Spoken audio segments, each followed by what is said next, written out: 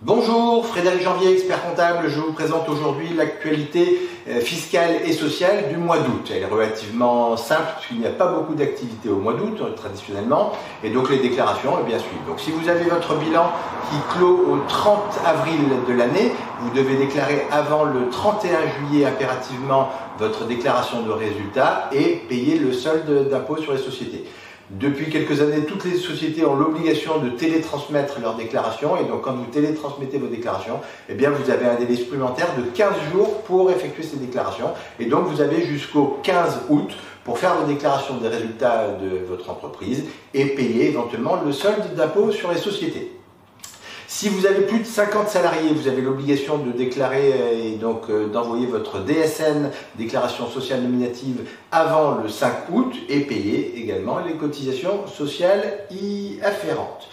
La date du 5 août complémentaire, si vous êtes travailleur indépendant, eh bien vous devez payer votre acompte mensuel à l'URSSAF.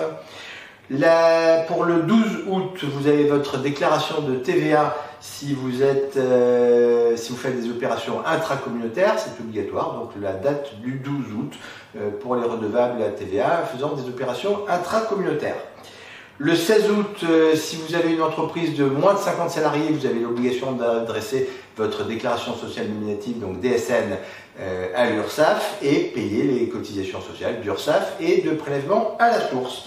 Vous avez également, si vous êtes en TVA mensuel, vous avez l'obligation de faire votre déclaration et de payer votre TVA entre le 16 et ce mois-ci, le 26 août, et un report d'un jour puisque l'on tombe en week-end.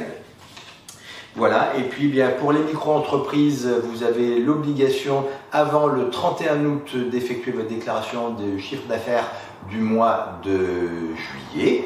Et si vous avez clos votre exercice social de votre entreprise au 31 mai, eh bien vous avez l'obligation de faire votre déclaration de résultat avant le 31 août également. Voilà, vous avez des questions à nous poser, vous avez des questions qui vous trottent dans la tête, vous n'hésitez pas à nous les poser par mail, par réseau ici.